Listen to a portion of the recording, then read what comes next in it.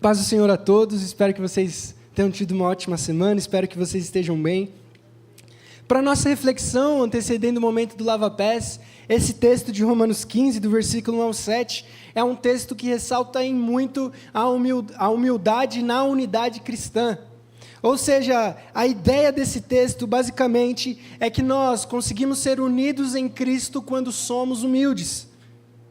É até importante a gente entender que Paulo está colocando pessoas de estilos diferentes, de maturidades diferentes, de contextos diferentes, num mesmo lugar, falando, é possível vocês viverem em harmonia.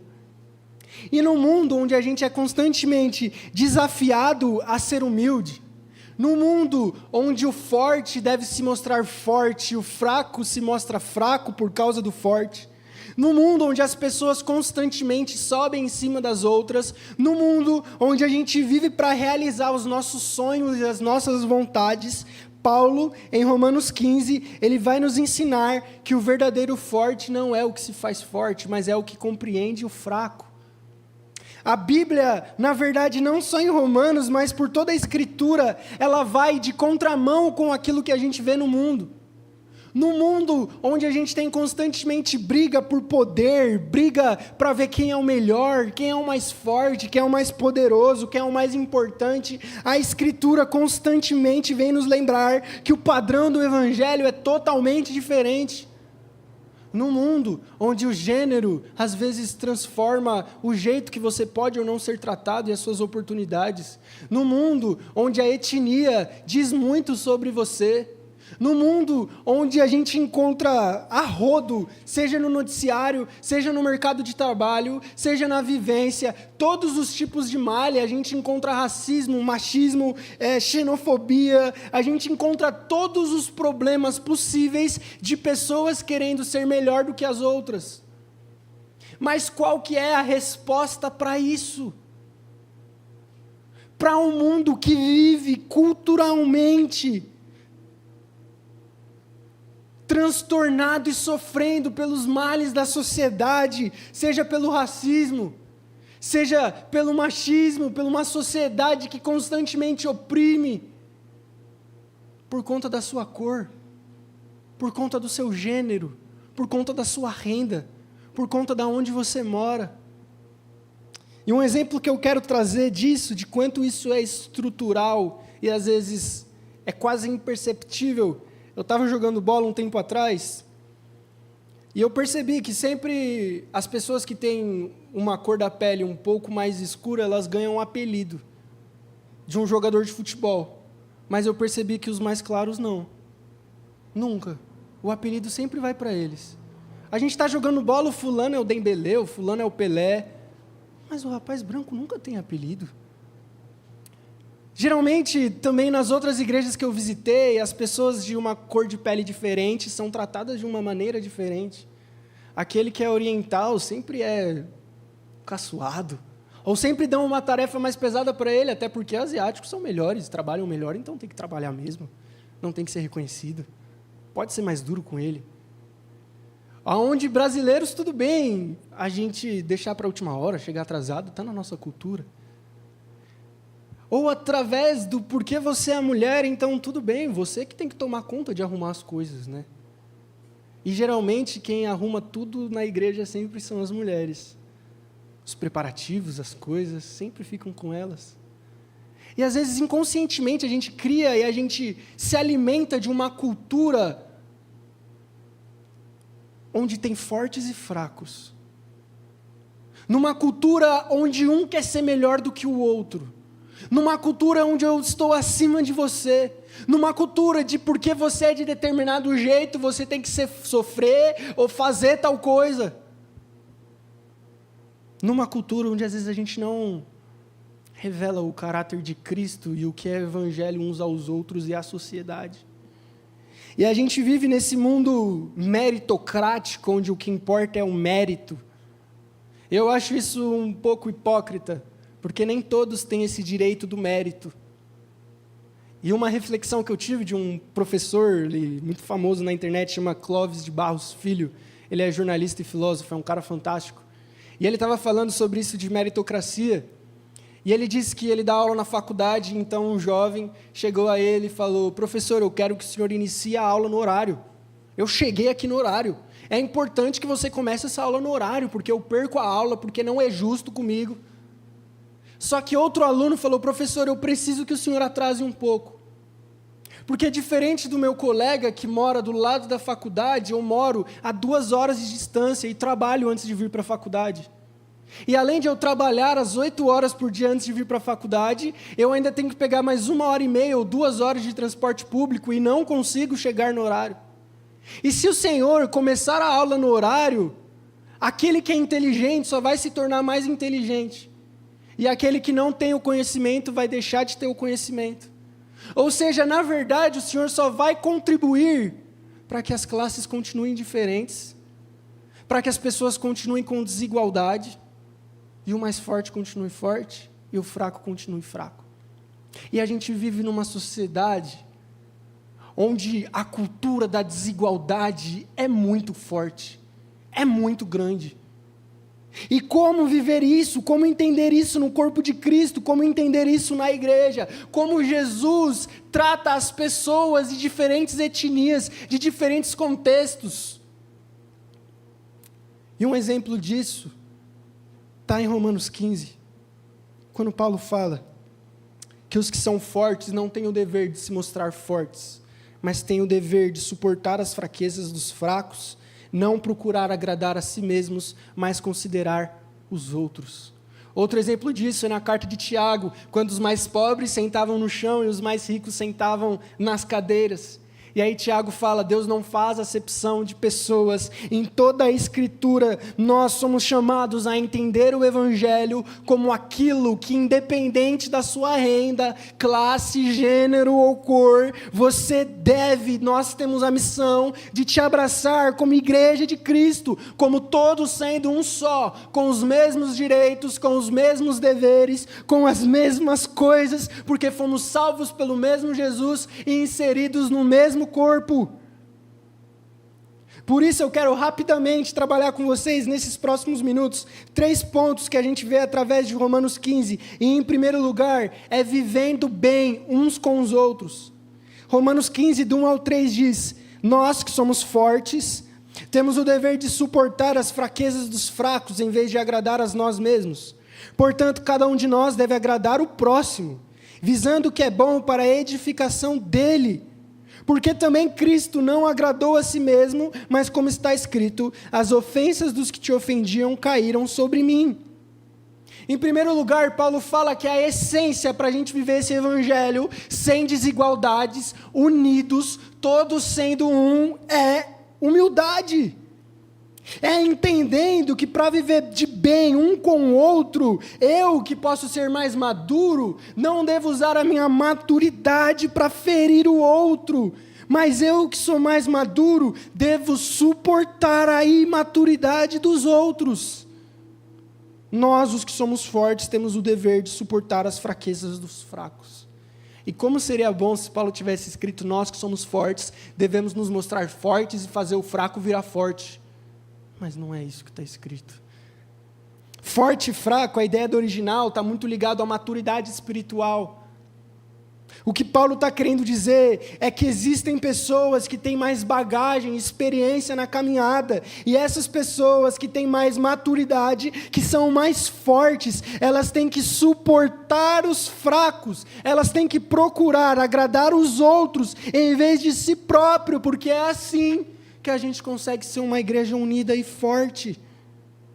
O princípio fundamental de todo cristão está nesse verbo, no versículo 1, que está na sua Bíblia, que é suportar. Às vezes a gente tem que suportar. Às vezes a gente tem que engolir sapo, às vezes a gente tem que entender, às vezes a gente tem que mudar de plano, às vezes a gente tem que fazer de novo, às vezes a gente tem que ir, mesmo não querendo, porque o nosso dever é seguir, não o exemplo da sociedade, não o exemplo da cultura ou da criação que meus pais me deram, mas o exemplo de Cristo. Então, assim como Cristo aguentou por 3 anos e meio, 12 marmanjos nas costas, que negaram Ele, que fugiram Ele, e não os abandonou, nós somos chamados a tratar os outros de igual forma. somos chamados a suportar. Imagina Jesus, num momento, escuta Pedro falando, tu és o Cristo, Filho do Deus vivo, e no outro momento, Pedro sendo usado por Satanás, falando, Jesus, não vai para Jerusalém não, fica aqui em vez de morrer na cruz. Imagina Jesus escutando Pedro, eu vou para onde o Senhor for, e horas depois negando ele 3 vezes na frente de todo mundo. Imagina Jesus lavando os pés de Judas, aquele que iria o trair logo depois. Nós somos chamados a suportar uns aos outros, independente do temperamento, independente do defeito do outro, independente se o outro é maduro ou é fraco na fé. Uma igreja forte é uma igreja que suporta os outros com paciência.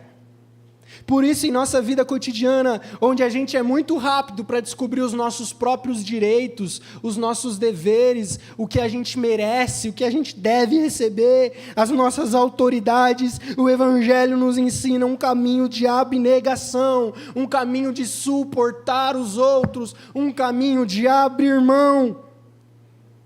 Porque o versículo 3 diz, porque Cristo não agradou a si mesmo.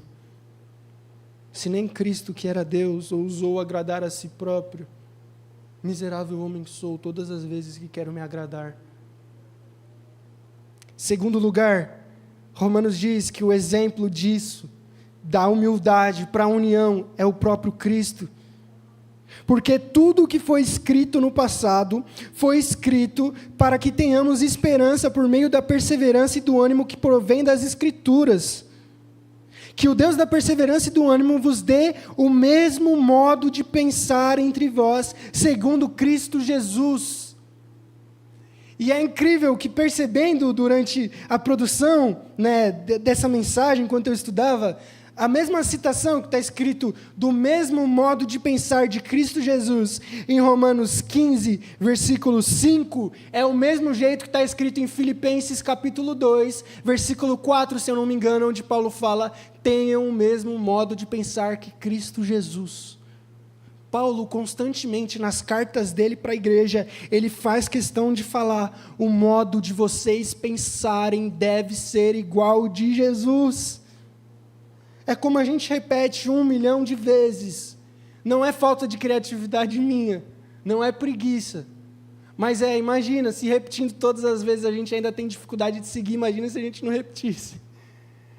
Paulo constantemente fala, o modo de pensar de vocês não deve ser o da cultura, não deve ser o da sociedade, não deve ser o da criação, não deve ser o de vocês mesmos, mas deve ser o de Cristo. Vocês têm um exemplo a seguir, vocês têm uma referência, vocês têm pegadas na frente de vocês, nas quais vocês devem colocar os pés e andar como Ele andou. Ele deve ser o alvo, e não nós mesmos e nossas vontades, porque quando nós somos o alvo, porque quando nós somos o exemplo, nós não consideramos os outros, não somos humildes, e muito menos conseguimos ser unidos como igreja. Uma igreja forte não é uma igreja onde muita gente tem habilidade. Uma igreja forte não é uma igreja cheia de doutores. Uma igreja forte não é uma igreja onde cada um tem um dom extraordinário. Uma igreja forte não é onde cada um sabe fazer muita coisa e consegue fazer muita coisa. Mas a Escritura nos ensina que uma igreja forte é uma igreja que não considera a si própria, mas que considera os outros antes de si mesmos. Uma igreja forte é uma igreja que coloca Cristo como exemplo. É como Paulo fala em Filipenses 2, tenham o mesmo modo de pensar que Cristo Jesus, que embora sendo Deus, não julgou ser igual a Deus. É exatamente o que está escrito em João capítulo 13, no momento do lava-pés. A gente vê o Deus encarnado, Jesus, o Todo-Poderoso, aquele que é mestre, colocando uma toalha na cintura e se ajoelhando para lavar o pé de pescadores. Quem fazia isso eram os escravos, quem fazia isso era aqueles que eram vencidos nas guerras, o mais baixo nível. E se para a gente que não é nada, rebaixar um pouquinho já é difícil, imagina para Jesus que é Deus, que tem toda a glória, se rebaixar o nível de pecadores. Mas Ele fez. Em João capítulo 3, Jesus diz, eu vos dei o exemplo, para que vocês façam como eu fiz. Vocês me chamam de Senhor e Mestre, faz bem, porque eu sou. O fato de Jesus ser Senhor e Mestre não mudou ele ser alguém humilde e abrir mão dos seus direitos, abrir mão de quem ele é, para se mostrar Deus que une a sua igreja. Em terceiro e último lugar, a unidade da igreja, ela reflete a glória de Deus. A unidade da igreja não é simplesmente para a gente ficar mais amigo e a gente ficar mais tranquilo. Unidade da igreja e comunhão não é comer junto. Unidade da igreja é a gente unidos, sendo pessoas que querem se parecer com Jesus, porque quando a gente é unido, a gente reflete a glória de Deus. Quando uma pessoa que vem de um mundo, onde o mundo é racista, machista, complicado, meritocrático, desigual, entra numa igreja e vê pessoas de diferentes classes sociais, pessoas de diferentes culturas, adorando o mesmo Deus, considerando as outras como a mesma coisa, ela é impactada. Quando uma pessoa entra num ambiente onde não existe desigualdade, mas vê que todos são igualmente salvos pela graça e unidas no mesmo corpo, ela tem um choque de realidade, onde ela experimenta a glória de Deus. A unidade da igreja é uma das principais marcas para a missão dela. Igrejas que crescem são igrejas que são unidas.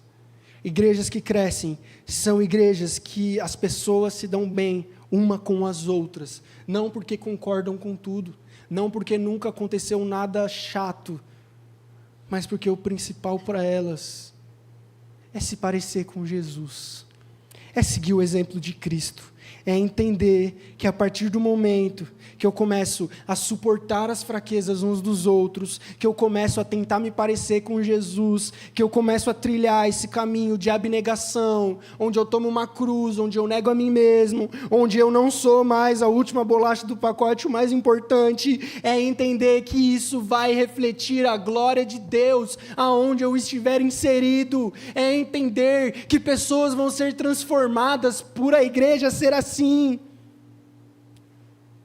As pessoas não serão transformadas pela música boa da igreja. Pode colocar o melhor grupo de louvor. As pessoas não vão ser transformadas pela qualidade do café da manhã da igreja. As pessoas não vão ser transformadas pela qualidade da gravação, se é 4K, se é 180p. As pessoas não vão ser transformadas pela qualidade do banco, se o banco tem 10 ou 20 anos. As pessoas não vão ser transformadas se o ar estiver pegando ou não. Isso é importante, mas não é isso que traz transformação. Eu quero que vocês lembrem que no primeiro e no segundo século, os cristãos se reuniam em catacumbas, em cemitérios, do lado de cadáveres, onde gente tinha acabado de morrer. E a igreja mesmo assim cresceu. Eles se reuniam e ceiavam escondidos, no meio de um cheiro horrível, com medo da morte, num calor de 40 graus, sem ventilador, sem ar, sem poltrona, sem nada.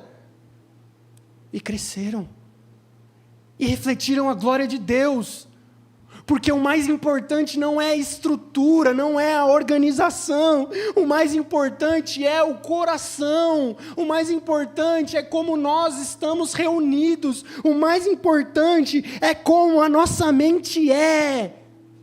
Se é de pessoas que querem se parecer com Jesus, ou se é de pessoas que amam a instituição Igreja Adventista da Promessa. Deus não quer pessoas que amam a instituição Igreja Adventista da Promessa. E como pastor da Igreja Adventista da Promessa, eu falo isso com muito temor. Mas antes disso, Deus quer pessoas que amem Ele, acima da instituição, acima de tudo. Pessoas que querem se parecer com Jesus. E eu quero concluir dizendo que Jesus é aquele que abriu o caminho para a gente ser parecido com Ele. Há uma resposta para isso. E essa resposta é dando um primeiro passo. É falando, eu não quero mais parecer comigo mesmo. Eu não aguento mais parecer com quem eu sou, com quem meu pai e minha mãe foram, com quem o brasileiro padrão parece. Mas eu quero parecer com o meu mestre. E hoje, nessa manhã, Deus nos dá uma oportunidade incrível de você poder se parecer com Jesus. E há uma toalha que está em cima dessa cadeira. Daqui a pouco a gente vai cingir essa toalha às nossas cinturas e lavar os pés uns dos outros. E eu quero que nesse momento você reflita: eu estou dando o primeiro passo. Eu estou me parecendo com Jesus. Não é simplesmente o rito simbólico. Não é, no Antigo Testamento tinha uma bacia de purificação assim para entrar no santos. Não. É muito mais fácil. Significa humildade. Significa você pedir desculpa e desculpar. Significa você falar: o que importa não é o que eu quero, o que eu queria, o que importa é você, mais do que eu. Significa eu falar: eu não quero ser refém do meu temperamento, mas eu quero ser escravo de Jesus Cristo, me parecer com Ele.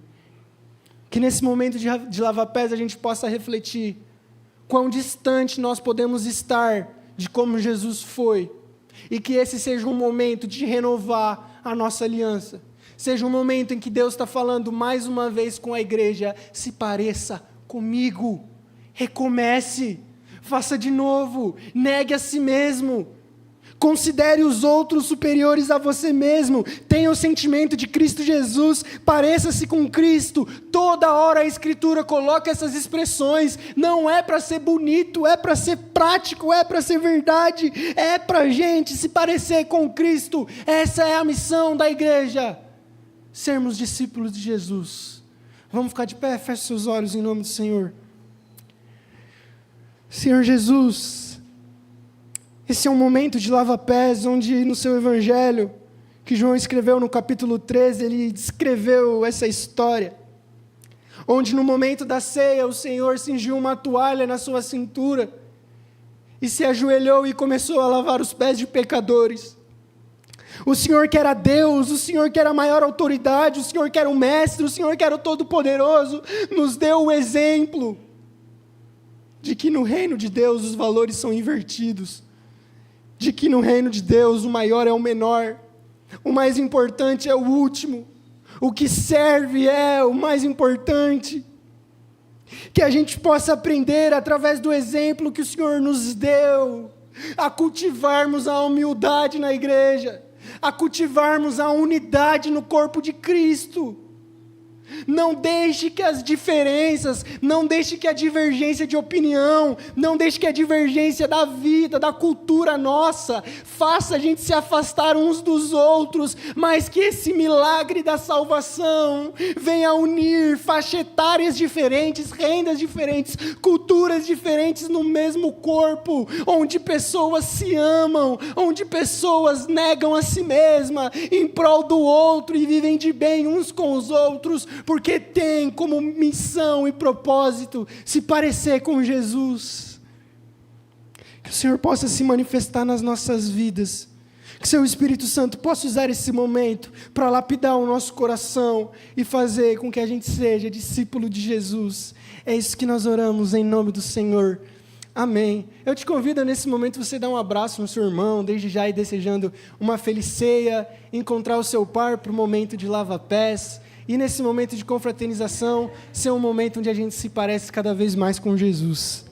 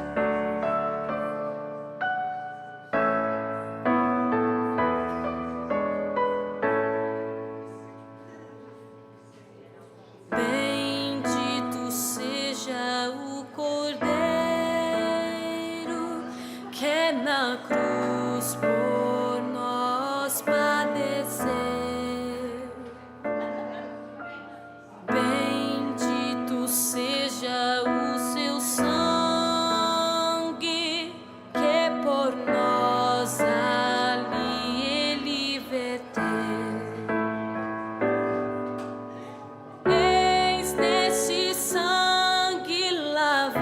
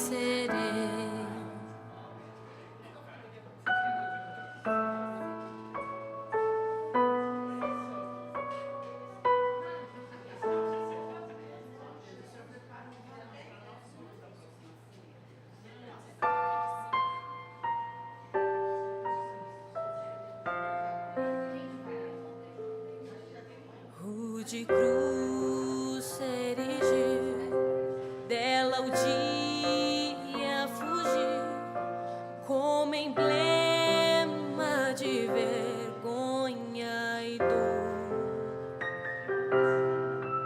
Mas contemplo esta cruz, porque nela Jesus deu a vida por mim, pecador. Sim, eu amo a mensagem da cruz. Até morrer eu a vou proclamar. Levarei eu também minha cruz, até por uma coroa trocar. Eu aqui com Jesus, a vergonha da cruz, quero sempre levar e sofrer. Cristo vem me buscar e com Ele no lar uma parte da glória hei de ter. Sim, eu amo a mensagem da cruz, até morrer eu a vou proclamar. Levarei eu também minha cruz, até por uma coroa trocar.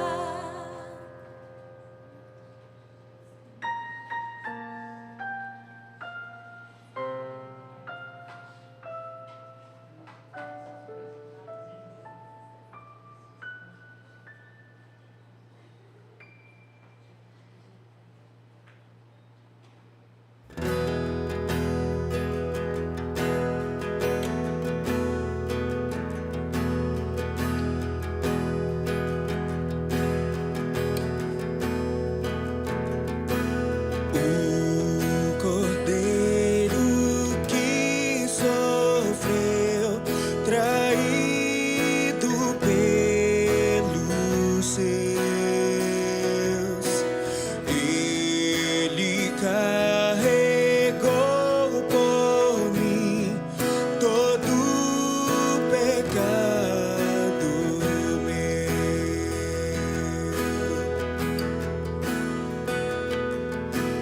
Em silêncio suportou açoites, carne e dor, e em obediência ao Pai na cruz se entregou.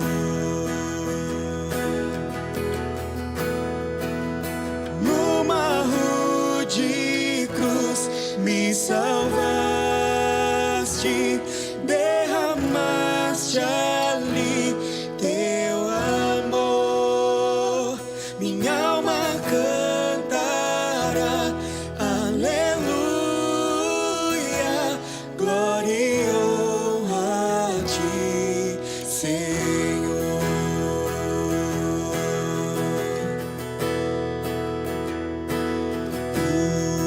Unigênito de Deus, vieste redimir e perdoar a todo que se entregar a ti. Numa rude cruz me salvaste, derramaste ali teu amor. Minha alma cantará,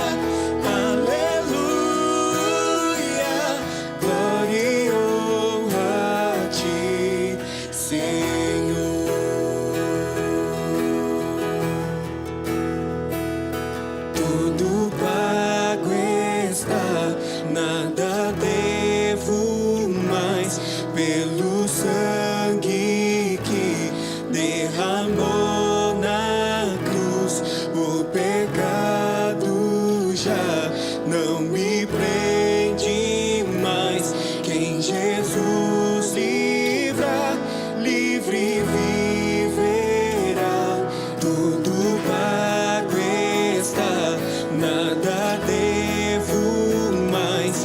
Pelo sangue que derramou na cruz, o pecado já não me prende mais. Quem Jesus livra, livre viverá. Numa rude cruz me salvaste, derramaste ali teu amor. Minha alma cantará, aleluia, glória e honra a ti, Senhor.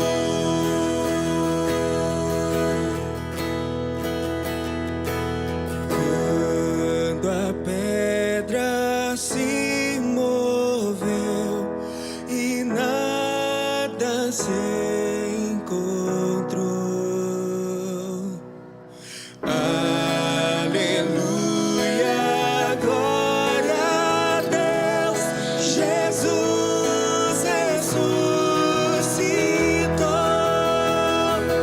Numa rude cruz me salvaste,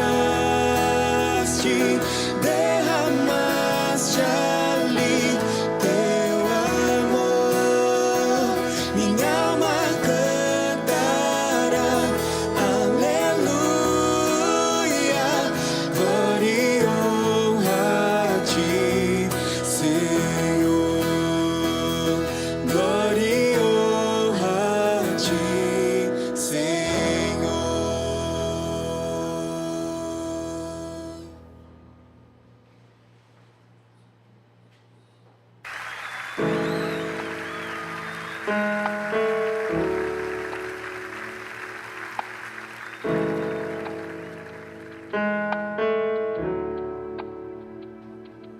Não há nada que possa derrotar tudo que o Senhor planejou. Nosso Pai que no céu está, com uma grande família sonhou. Irmãos que dividem o pão e que juntos vivem o amor, que não negam um ao outro perdão, mas se lembram do que Cristo ensinou. Juntos podemos andar, o amor de Jesus nos uniu. De mãos dadas se pode alcançar muito mais do que o homem já viu, muito mais do que o homem já viu. Não há nada que possa derrotar tudo que o Senhor planejou. Nosso Pai que no céu está, com uma grande família sonhou. Irmãos que dividem o pão e que juntos vivem o amor, que não negam um ao outro perdão, mas se lembram do que Cristo ensinou. Juntos podemos andar, o amor Jesus nos unir. De mãos dadas se pode alcançar muito mais do que o homem já viu, muito mais do que o homem já viu.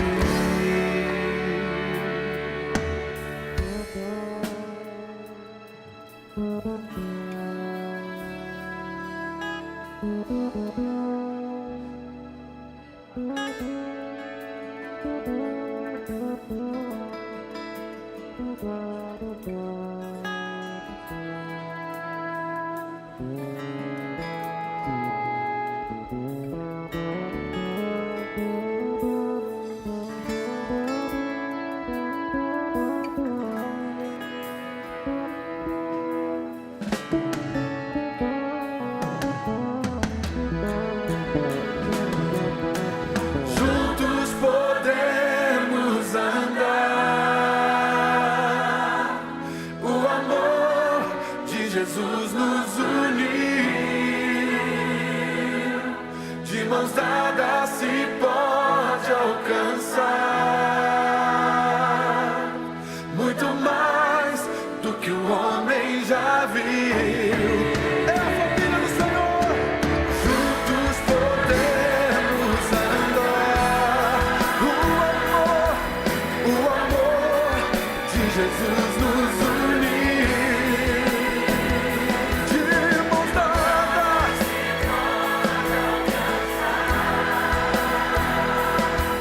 muito mais do que o homem já viu, muito mais do que o homem já viu.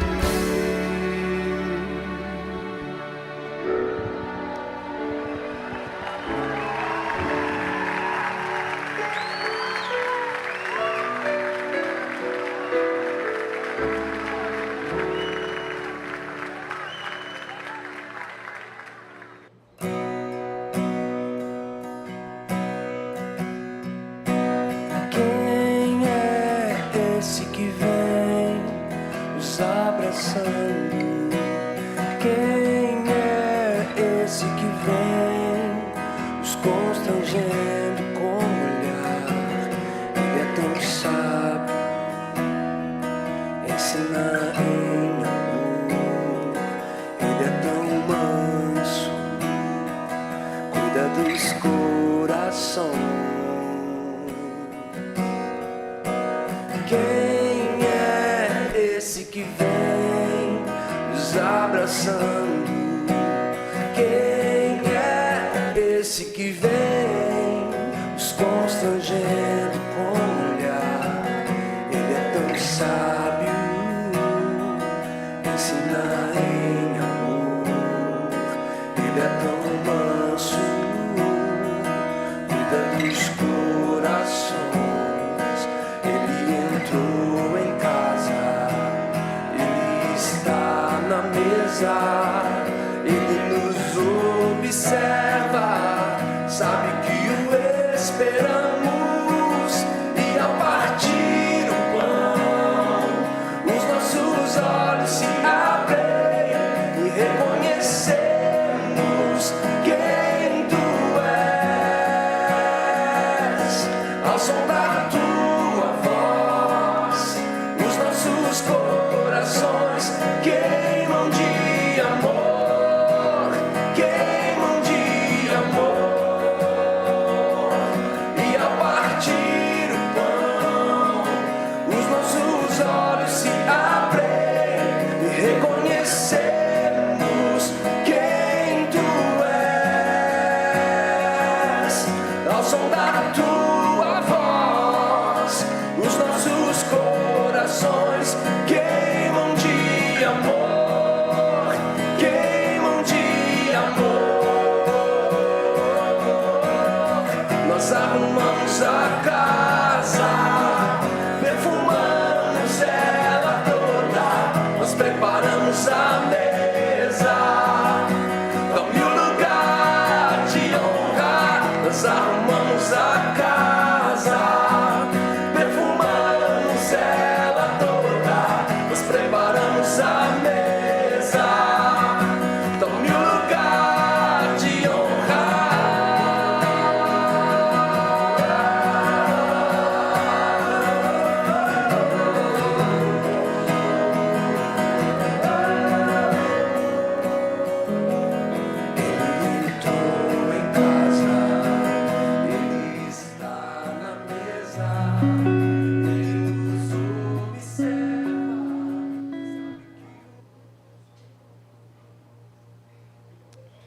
Vamos ficar de pé em nome do Senhor Jesus? Nós vamos dar continuidade a esse momento da ceia do Senhor, e eu vou pedir para você abrir sua Bíblia em João capítulo 13, onde a gente vai ler esse momento em que a gente acabou de participar, esse momento que a gente acabou de fazer.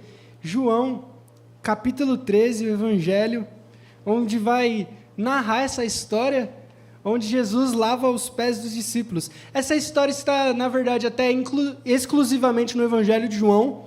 Isso não é encontrado nos outros evangelhos, Mateus, Marcos e Lucas. Por que só tem no Evangelho de João? Porque o Evangelho de João foi o último a ser escrito. João escreve o Evangelho depois de todos os outros já terem escrito. Então, quando João escreve o Evangelho, ele escreve pensando assim: eu vou escrever as coisas que os outros ainda não escreveram. Tanto que no Evangelho de João tem 7 milagres de Jesus que não aparecem em nenhum dos outros, e momentos de Jesus com os discípulos que também não aparecem nos outros. Então a ideia de João foi adicionar mais na história do Evangelho as importantes histórias, narrativas e ordens que Jesus trouxe para a sua igreja.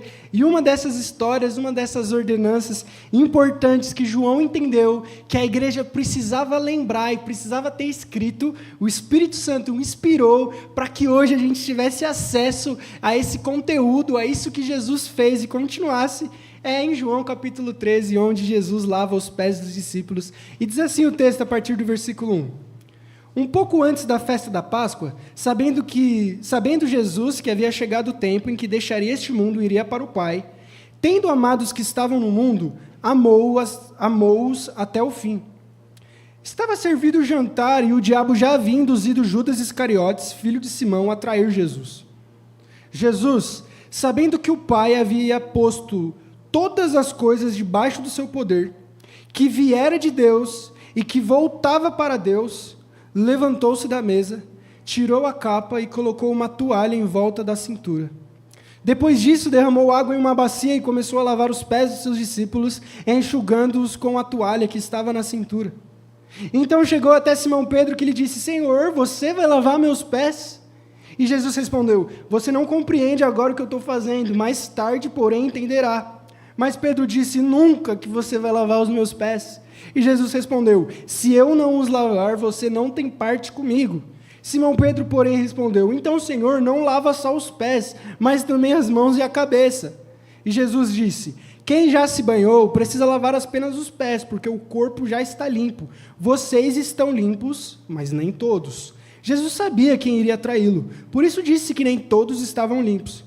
Quando terminou de lavar-lhes os pés, Jesus vestiu a capa e voltou ao seu lugar e então perguntou: vocês entenderam o que eu fiz?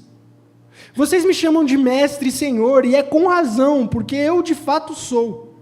Pois bem, se eu, sendo senhor e mestre, lavei os pés de vocês, então vocês também devem lavar os pés uns dos outros. Eu dei o exemplo, para que como eu fiz, também façam.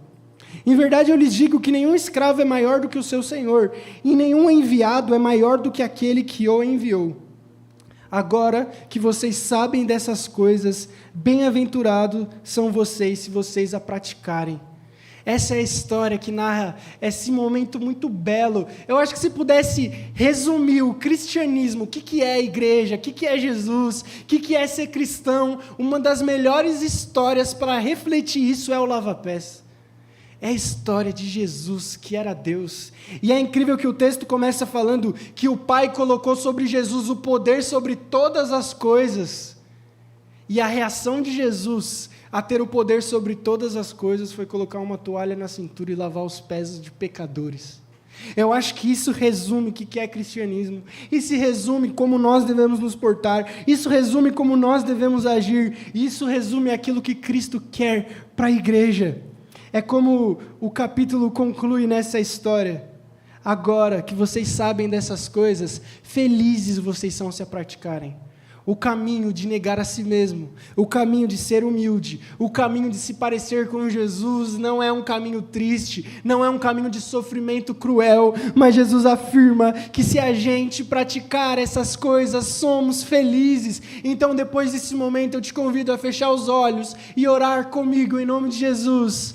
Senhor nosso Deus, nós encerramos esse momento felizes, O Senhor disse: felizes são vocês quando praticarem, porque a gente entendeu o significado disso. A gente entendeu que no reino de Deus o maior é o menor. A gente entendeu que a partir disso que a gente acabou de fazer, nós estamos nos tornando mais parecidos com Jesus. Nós estamos trilhando o caminho do Evangelho. Nós estamos crescendo em maturidade e nós estamos cumprindo as suas ordens até que o Senhor venha, quando o Senhor vai vir e vai arrebatar a sua igreja e nos salvar para sempre. Então, felizes, animados, nós entregamos esse momento de lava-pés ao Senhor, onde nós lavamos os pés uns dos outros, onde mais uma vez nós afirmamos que não consideramos nós mesmos como o principal, mas consideramos os outros e nos parecermos com Jesus como a coisa mais importante de todas. Que o Senhor continue abençoando a sua igreja, que o Senhor continue nos enchendo de alegria. É isso que nós oramos em nome de Jesus. Amém. Vamos cantar?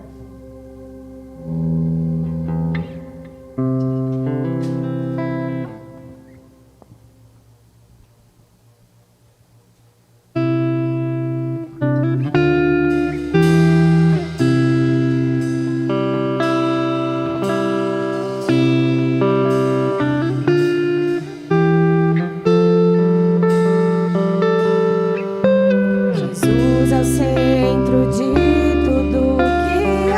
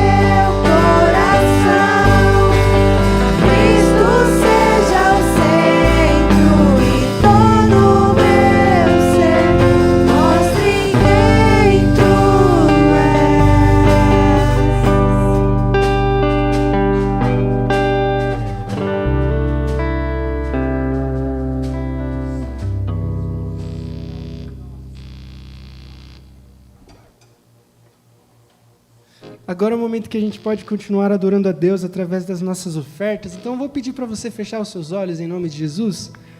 Senhor nosso Deus, que nesse momento onde a gente pode adorar a Ti através daquilo que o Senhor tem nos dado financeiramente, o nosso coração possa ser sincero diante do Senhor. A Sua palavra diz para cada um ofertar de acordo com aquilo que o Senhor tem dado. O Senhor não estipula valores, o Senhor estipula intenção no coração, o Senhor estipula sinceridade.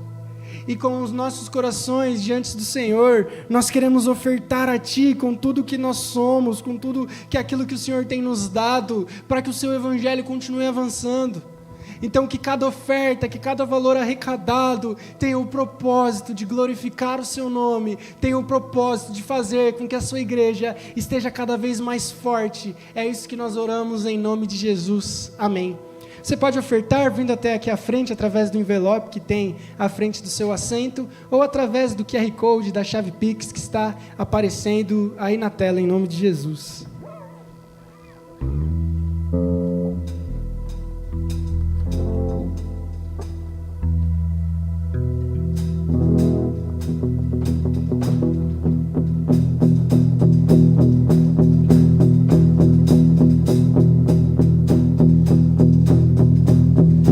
Nome forte de Jesus, nos reunimos aquecidos por Sua luz, por meio do Senhor, unidos nesse amor, com vinho e pão nós celebramos comunhão.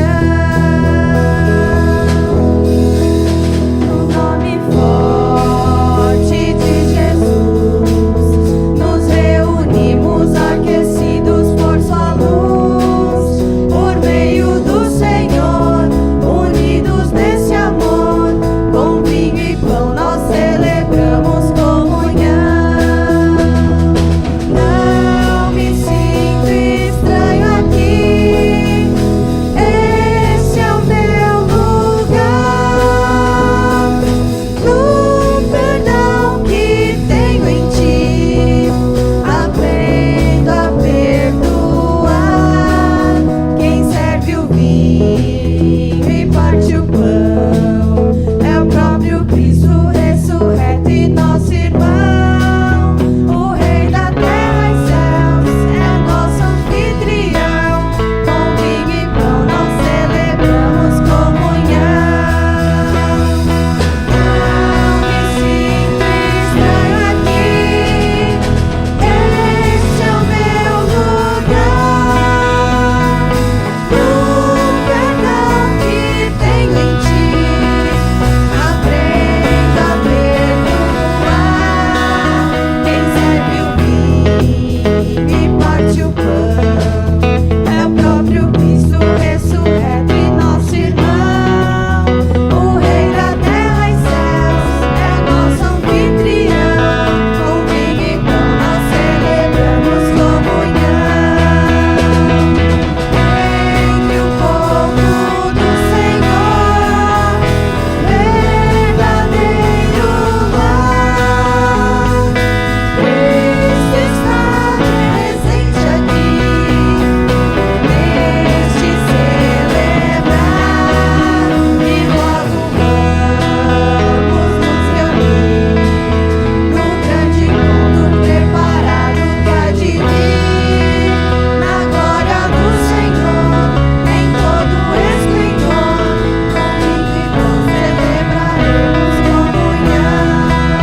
Com vinho e pão celebraremos comunhão. Com vinho e pão celebraremos comunhão.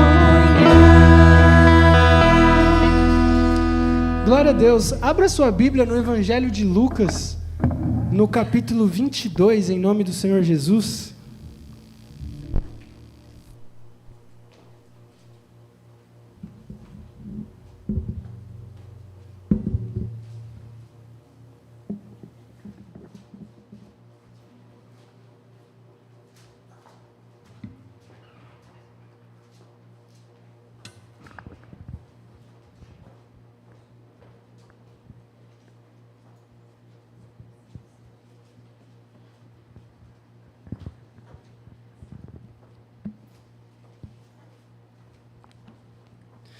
Evangelho de Lucas, capítulo 22,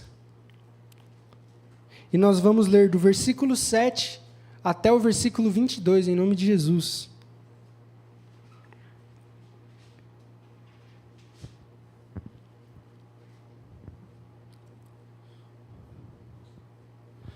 Lucas 22, versículo 7, diz assim em nome do Senhor. Chegando o dia da festa dos pães sem fermento, em que se devia sacrificar o cordeiro pascual, Jesus enviou Pedro e João dizendo: Vão, preparai-nos a refeição da Páscoa para que a comamos. Eles lhes perguntaram: Onde quer que a preparemos? Ele respondeu: Quando entrarem em uma cidade, um homem sairá ao vosso encontro carregando um jarro de água. Sigam ele até a casa em que ele entrar. E então vocês vão dizer ao dono da casa: O mestre manda perguntar-te: Onde fica o aposento em que comerei a refeição da Páscoa com meus discípulos? Então ele vos mostrará uma grande sala mobiliada, e ali vocês vão fazer os preparativos. Então eles foram e acharam tudo como Jesus lhes dissera, e prepararam a refeição da Páscoa. Chegando a hora, Jesus se pôs à mesa com os apóstolos e lhes disse: Tenho desejado muito comer essa Páscoa convosco, antes do meu sofrimento, pois vos digo que não comerei mais, até que ela se cumpra no reino de Deus. E tendo recebido um cálice e dado graças, disse: Tomai-o e reparti-o entre vós. Porque vos digo que a partir de agora não mais beberei do fruto da videira, até que venha o reino de Deus. E tomando o pão, tendo dado graças, partiu e o entregou entre eles, dizendo: Isto é o meu corpo em favor de vocês. Façam isso em memória de mim. E da mesma forma, depois da ceia, tomou o cálice, dizendo: Este cálice é a nova aliança em meu sangue derramado em favor de vocês. Mas a mão do que me traz está comigo a mesma. Porque, na verdade, o Filho do Homem vai segundo o que está determinado. Mas ai de por quem o Filho do Homem é traído. Então eles começaram a perguntar uns aos outros qual deles iria fazer aquilo. Feche seus olhos. Senhor Jesus, que nessa reflexão, onde antecede o momento da ceia, do pão e do cálice, o Senhor possa se manifestar através da sua palavra. Nos dê entendimento para entendermos aquilo que o Senhor quis trazer para nós, o significado desse momento tão importante para a gente. Que seu Espírito Santo possa nos capacitar e abrir todas as nossas mentes para entender o seu Evangelho e entender aquilo que o Senhor quer de nós. É isso que nós oramos em nome de Jesus. Amém. Pode sentar, meu irmão, pode sentar, minha irmã.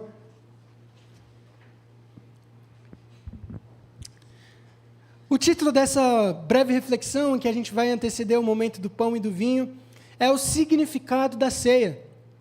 Qual que é o significado da ceia? Quando ela surgiu?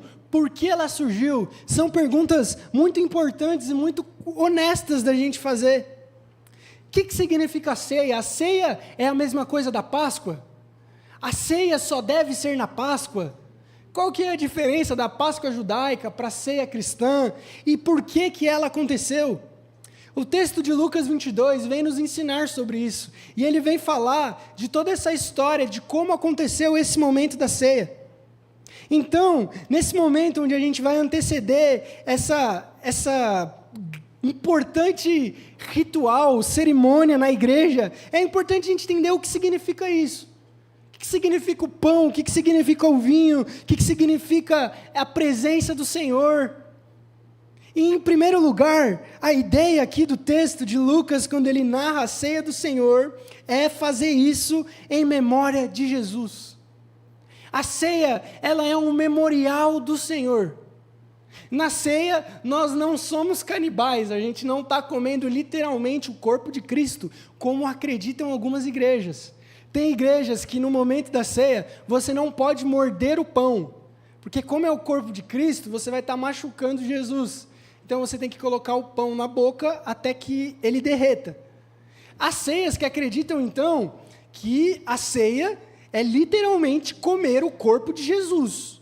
Tanto que no começo, o Império Romano chamava os cristãos de canibais, falando, eles estão comendo o próprio mestre deles. Que negócio louco é esse? Que povo estranho. Eles se reúnem e fazem uma festa canibal para comer o Jesus. Como funciona isso?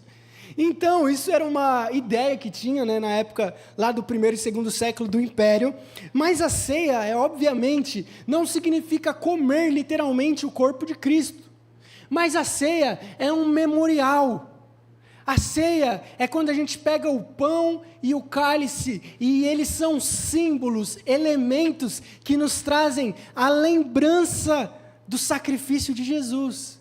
Eles não vão se tornar literalmente o sangue de Cristo depois da oração. Eles vão continuar sendo um pão sem fermento e vai continuar sendo, no nosso caso, um suco de uva.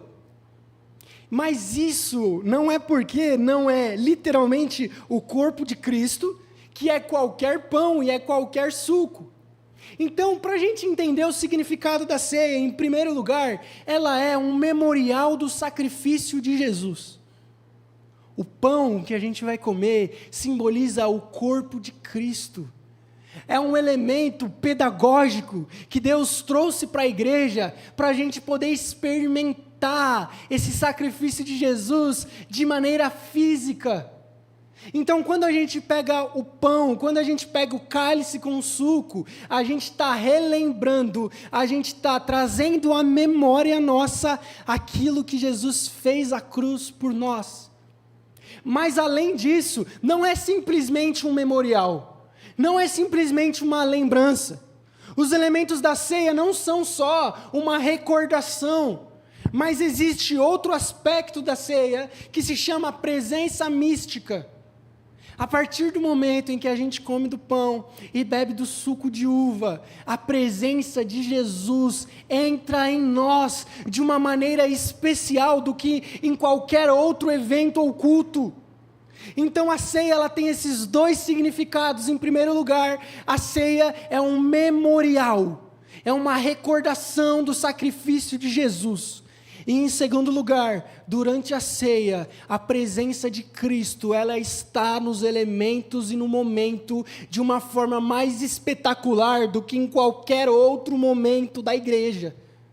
O próprio Jesus, ele fala para a gente fazer isso em memória dele, e que isso é o corpo e o sangue dele, que é repartido em favor deles, ou seja, é no momento da ceia, em que Jesus manifesta o sacrifício dele nas nossas vidas, como em nenhum outro. Porque é na ceia em que a gente pode experimentar fisicamente, a gente pode apalpar, sentir o sacrifício de Jesus em nós.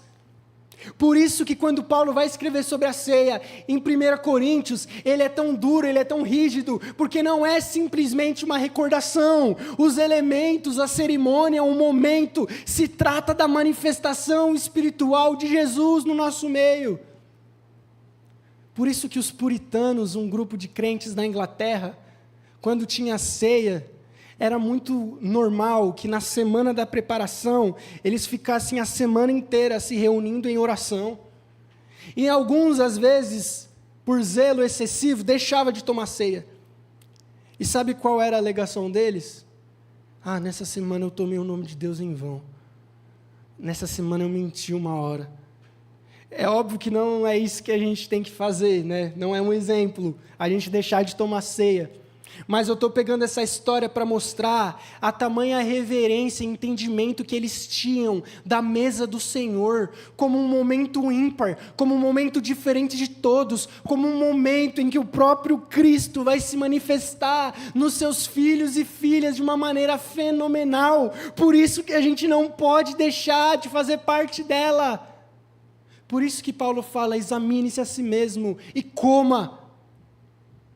Muitas vezes a gente tem alguns impedimentos para a ceia.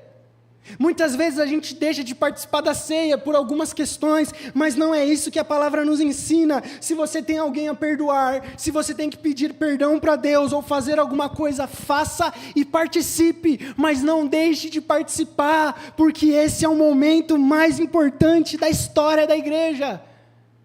O momento mais importante do calendário anual é a ceia do Senhor. É um momento onde os nossos corações devem repousar durante a semana. É um momento onde as nossas vidas devem estar pensando, porque é o encontro com Jesus. A ceia do Senhor é como se fosse um prelúdio do céu. Assim como no céu, Jesus nos preparou um banquete, Ele nos deixa aqui no momento presente, nesse mundo ainda, a gente já participe de um banquete com Ele. É como a gente cantou agora, quem parte o vinho, quem serve o pão, quem está presente não é só a promessa tatuapé, mas é o próprio Cristo que se manifesta na igreja. E em primeiro lugar, para a gente entender muito esse significado da ceia entrar na gente, é importante a gente ver o significado da Páscoa no passado. A Páscoa ela foi uma cerimônia que foi originada no Êxodo. O povo estava escravizado pelos egípcios e ficou escravo por um período de aproximadamente 400 anos.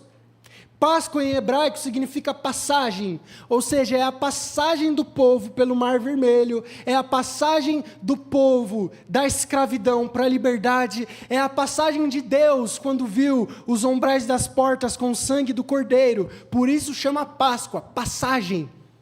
Então Páscoa significa a passagem do povo de oprimido, de escravizado da terra do Egito, para livre, para Nova Jerusalém, para livre, para Canaã, para livre, para a terra prometida. Então, quando Jesus ele se reúne na Páscoa e decide que a ceia seria no momento da Páscoa, o que ele está fazendo? Ele está pegando esses elementos, essa cerimônia que já existia no povo judeu e dando um novo significado para ela. Um significado verdadeiro, um significado profundo. O que Jesus está falando é que essa Páscoa que os judeus comemoravam e participavam, apontavam para Ele. Jesus está falando que esse cordeiro que era sacrificado era Ele mesmo. Por isso que nos evangelhos a gente não vê o cordeiro na Páscoa como era no costume de judeus. A gente só vê o pão e o vinho, porque Jesus era o próprio cordeiro que seria sacrificado pelos discípulos. Por isso, a ceia do Senhor, ela é um novo significado da Páscoa. Por isso é importante a gente distinguir, ceia do Senhor não tem mais nada a ver com Páscoa judaica. Nada a ver. Jesus, ele fala, tudo o que Moisés estava escrevendo, tudo o que os judeus estavam vivendo, apontavam para o que eu estou fazendo agora. Os cordeiros que eram mortos, a passagem do povo de escravos para livres, apontavam para mim. E aí Jesus pega esses elementos, pega esse nome e vai trazer um significado novo. Ele diz, se antigamente vocês eram escravos do Egito, e Deus vos libertou trazendo a terra prometida, Canaã, através de mim, vocês que são escravos do pecado, agora podem ser livres e vão caminhar ao céu. Se na Páscoa judaica tinha um cordeiro que era morto, e um ritual onde se perdoava os pecados através de um cordeiro, eu sou o cordeiro que perdoa vocês e que vai ser sacrificado no lugar de vocês. É como diz João Batista quando vê Cristo, eis o cordeiro de Deus que tira o pecado do mundo. Jesus se declara a Páscoa. Jesus, em Lucas 22, ele está falando, eu sou a Páscoa verdadeira, eu sou a passagem, eu sou o cordeiro, eu sou o pão, eu sou o vinho. Jesus é o ponto culminante de toda a história do Antigo Testamento. Jesus, ele é a verdadeira Páscoa. E eu quero concluir dizendo, uma vez que Jesus é a verdadeira Páscoa, Ele é aquele que tomou sobre si todos os benefícios dela.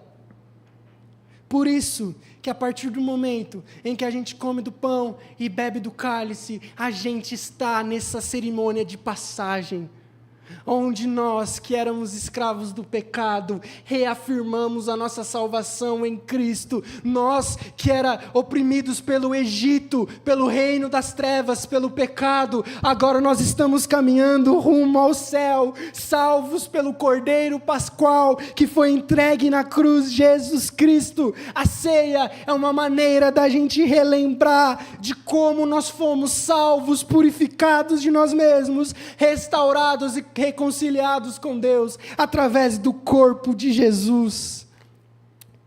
Por isso nos leva a algumas reflexões práticas. Em primeiro lugar, reafirme durante esse momento do pão e do vinho a sua salvação.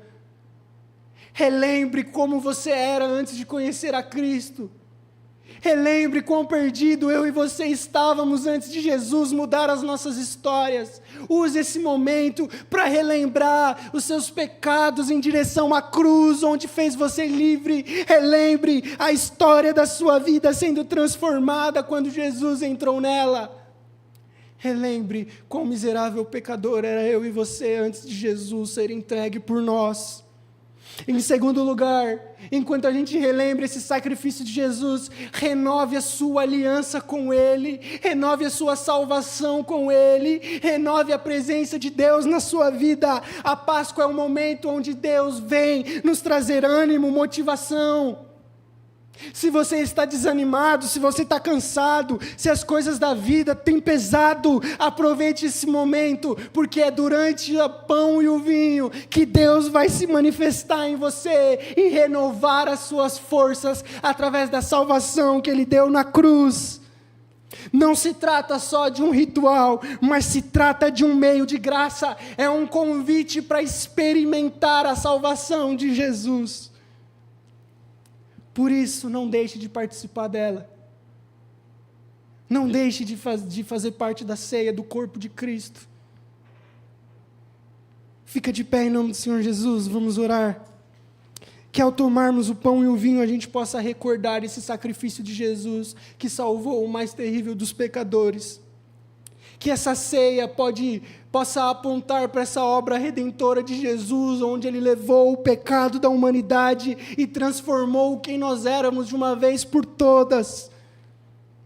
Que durante a ceia a gente possa considerar uns aos outros como nunca consideramos, e que durante a ceia a nossa aliança, o nosso compromisso com Deus possa ser renovado, que durante a ceia o seu coração possa se encher de expectativa, de orar mais, de ler mais a palavra, de viver mais em comunhão com Deus, de mudar as palavras que você fala, o jeito que você se porta, porque a salvação de Jesus está entrando na sua vida, o corpo e o sangue de Cristo está lavando quem você é.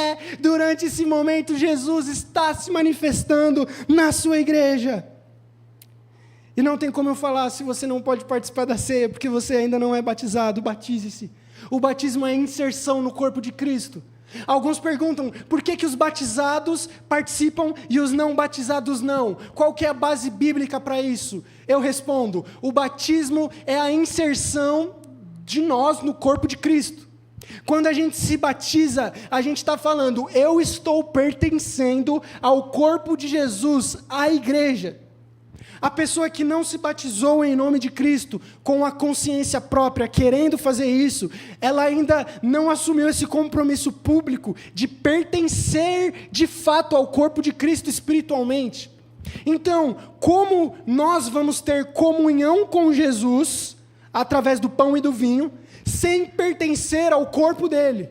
Não tem como. Não tem como a gente ter comunhão com Cristo, com pão e com vinho, não fazendo parte do corpo dele. Então, por isso que o batismo é como se fosse um pré-requisito para a ceia, porque é o batismo que nos insere em Jesus, na igreja de Jesus, é o batismo que reafirma a nossa salvação, é o batismo que mostra que assim como nós morremos, por isso o batismo é por imersão, a gente cai sepultado, morto, e levanta. Isso é um símbolo, como diz em Romanos, capítulo 6 e 7, que assim como a gente morreu para os nossos pecados, a gente ressuscita com Jesus e é inserido no corpo dele. E é quando a gente é inserido no corpo dele que a gente tem comunhão com o corpo e com o sangue dele. Então, não deixe de participar da ceia. Nós vamos abrir uma classe de discipulado a partir do mês de abril, se Deus quiser. Nós vamos marcar um batismo. Se você está online, se você está presencialmente e deseja, fala comigo, vamos conversar sobre. Você não pode deixar de ceiar e experimentar a glória do pão e do vinho e da presença do Senhor em você. Feche seus olhos. Senhor Jesus, que nesse momento os nossos corações estejam totalmente direcionados àquele momento da história onde o Senhor tomou uma cruz pesada sobre as costas, onde uma coroa de espinho foi colocada na sua cabeça, onde as suas costas foi açoitada, e caminhando o Senhor foi em direção a um monte onde seria brutalmente morto. e te cravaram nos pés e nas mãos, deram vinagre para o Senhor beber, zombaram, caçoaram, tiraram sorte para ver quem ficaria com suas roupas. O Senhor foi humilhado na maior humilhação possível. O Senhor foi castigado da pior maneira possível. O Senhor que era o Cordeiro de Deus, o Senhor que era perfeito, que era puro, que era sem pecado, de repente estava cravado no madeiro. E não era por culpa sua, mas por culpa nossa. Os nossos pecados o crucificaram.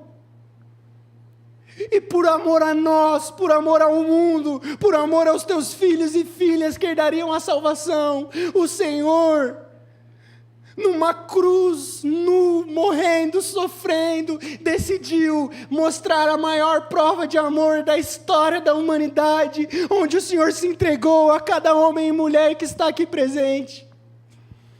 Obrigado por esse sacrifício, Jesus. Obrigado porque na cruz o Senhor levou os nossos pecados, na cruz o Senhor levou o nosso coração pedregoso, na cruz o Senhor levou a nossa natureza escrava de Satanás e do pecado e nos deu uma nova vida, uma nova humanidade, uma nova maneira de pensar, de agir, de viver. Obrigado porque o Senhor nos tirou da escravidão e nos trouxe a liberdade. Obrigado porque na cruz o seu sangue jorrado e o teu corpo partido é dado a nós através da ceia, de modo que quando a gente come do pão e bebe do cálice, a gente participa desse sacrifício, a gente experimenta a glória de Deus em nós e o Senhor se manifesta de maneira única na sua igreja. Que o Senhor venha se manifestar em nós, que o Senhor venha transbordar a sua glória, a sua misericórdia na sua igreja, em nome de Cristo Jesus. Amém. Glória a Deus.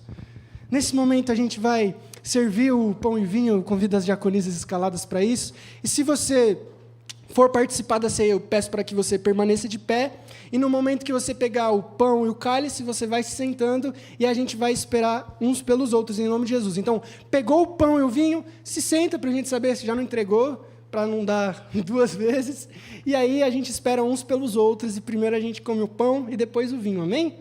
Então tá certo.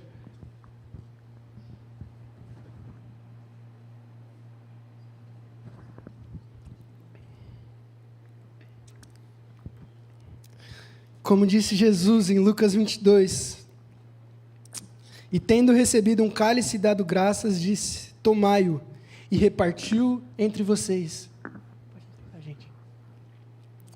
Porque vos digo que a partir de agora não beberei mais do fruto da videira, até que venha o reino de Deus.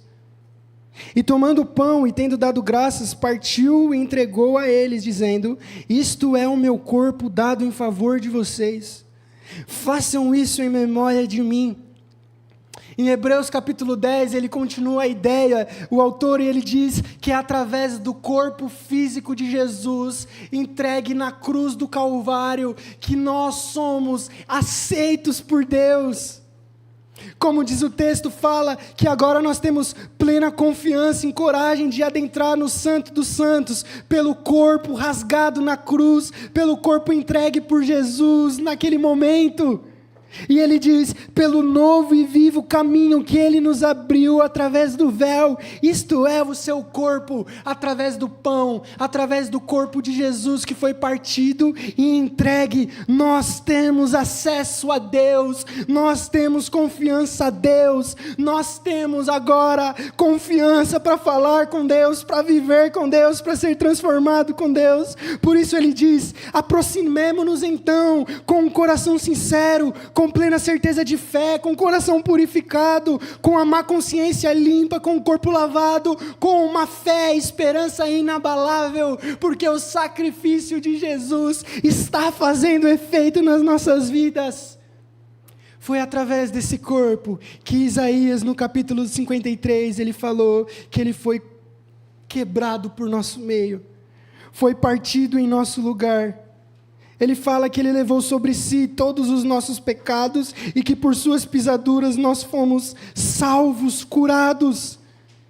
Ele diz que foi desprezado e rejeitado pelos homens, Homem de dores, experimentado nos sofrimentos, e como um de quem os homens escondiam o rosto, foi desprezado e não lhe deram importância. Verdadeiramente Ele tomou sobre si as nossas enfermidades e levou sobre si as nossas dores. E nós o consideramos aflito, ferido de Deus e oprimido. Mas Ele foi ferido por causa de nossas transgressões e esmagado por causa de nossas maldades. O castigo que nos traz a paz estava sobre Ele, e por seus sofrimentos fomos sarados.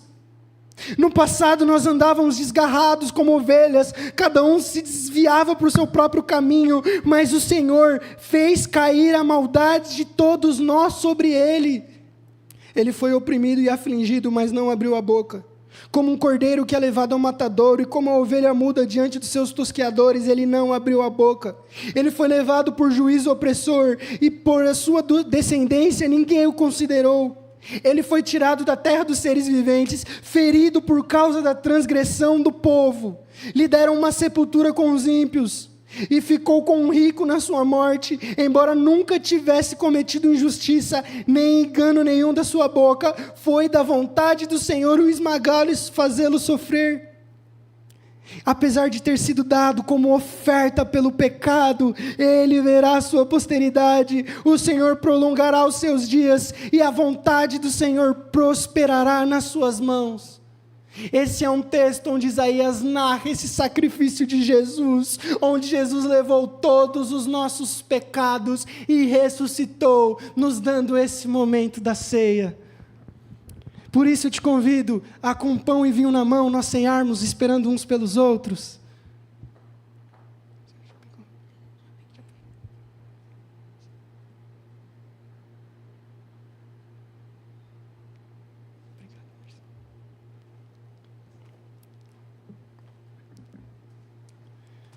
Amém? Nesse momento eu te convido agora, junto comigo, a gente comer do pão do Senhor, como diz: esse é o meu corpo partido em favor de vocês.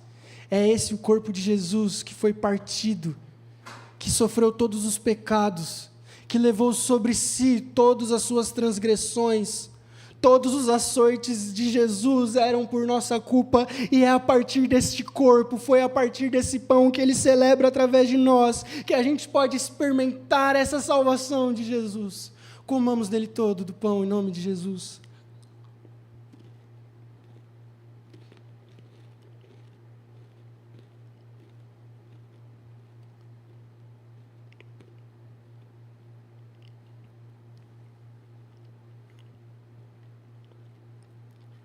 Glória a Deus, glorifique o nome do Senhor, ore, exalte a Ele, agradeça por esse corpo que foi partido no seu lugar, agradeça por esse sacrifício que Jesus fez na nossa causa, por nossa culpa.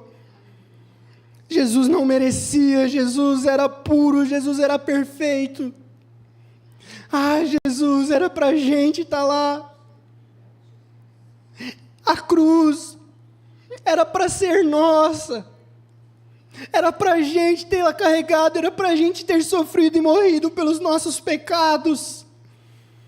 Mas o Senhor, num ato de misericórdia incompreensível, num amor incondicional, se entregou por mim, se entregou por nós. Por isso nós o louvamos e agradecemos. Obrigado por esse corpo, Jesus, partido. Obrigado por esse sacrifício que transformou de uma vez por todas quem eu era. Que esse corpo de Jesus, que esse sacrifício possa mudar as nossas histórias e quem nós somos e como vivemos.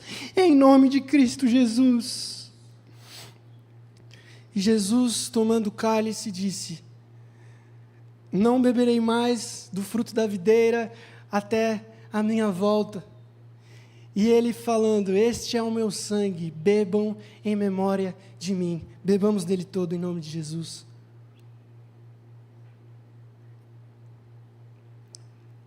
Glória a Deus, obrigado, Jesus.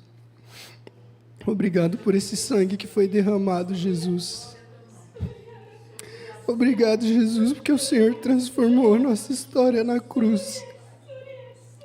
Obrigado porque o Senhor olhou para o pior dos pecadores com amor.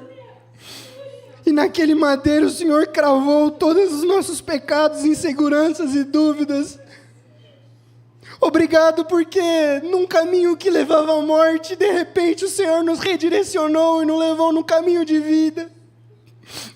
Obrigado por esse sangue que foi derramado em nosso lugar, Jesus. Fique de pé, vamos orar em nome de Jesus. Obrigado, Cristo. Obrigado porque o Senhor foi partido na cruz. Obrigado porque o teu sangue jorrou no nosso meio, e no meio dessa crueldade, no meio dessa morte merecida, houve salvação para o seu povo. Obrigado porque o Senhor nos tirou da escravidão e nos levou ao caminho do céu. Obrigado porque mesmo nós, pecando, errando, o Senhor continua exercendo a misericórdia na gente. Obrigado porque todos os dias o Senhor continua correndo atrás do seu povo e amando a gente, dando chance para a gente.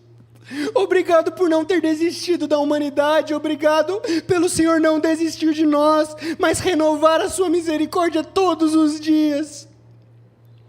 Ah, Deus, faça a gente honrar esse sacrifício. Faça a gente honrar esse corpo que foi partido, esse sangue que foi derramado, demonstrando aonde a gente estiver inserido, aonde a gente estiver conversando, aonde a gente estiver falando, mostrar que fomos salvos por Jesus, mostrar que somos aqueles que comem do pão e bebem do cálice e anunciam que o Senhor morreu e ressuscitou até a sua volta. Que o Senhor possa mais uma vez redobrar o nosso ânimo, redobrar a nossa alegria, transformar, Pai, muitas vezes se estamos tristes, derrotados, que a partir desse momento, que a partir desse sábado, que a partir desse dia, o Senhor venha se manifestar de novo na sua igreja. Venha encher nossos corações, venha encher as nossas almas de Ti, venha derramar os Teus dons, venha avivar mais uma vez a sua igreja, Pai. Não nos deixes conformados, não nos deixes crentes raquíticos de oração, mas faça com que a gente tenha prazer em estar na sua presença, prazer de falar contigo, prazer de agradecer por Ti e de manifestar a sua glória sobre nós.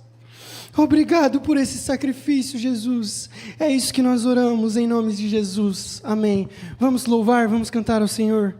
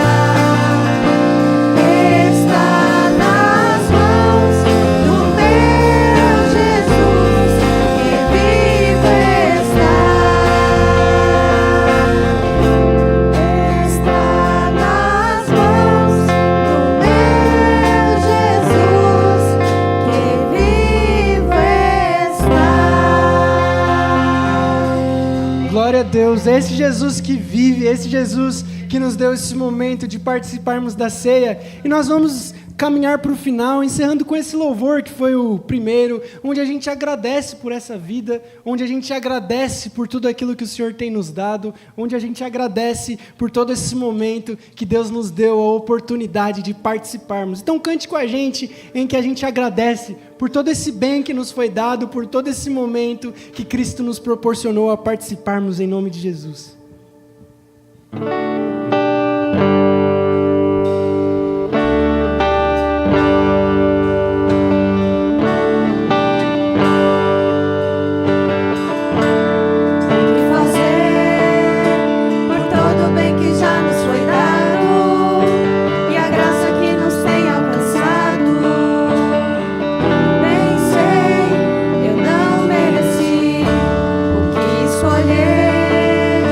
Viver ou reclamar.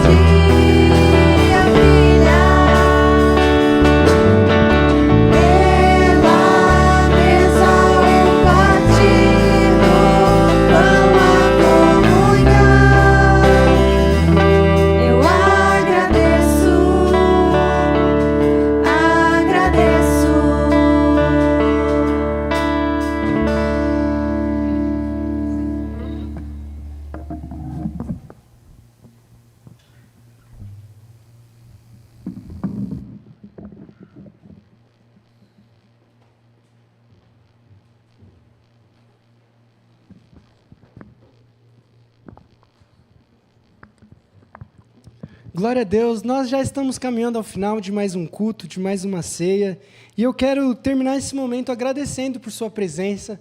Com certeza, sem você não seria a mesma coisa. Não existe ceia do Senhor sem a igreja, não existe ceia do Senhor sem pessoas juntas. Então eu valorizo demais, que Deus possa continuar te abençoando. A nossa próxima ceia já está marcada, eu não lembro exatamente a data, mas já vou fazer o aviso, já vou repassar para vocês. Então a gente já vai se ver de novo na próxima ceia, se eu não me engano é em junho, por uns meses aí, vai ser repassado para vocês, mas é que a gente já se reencontre na nossa ceia.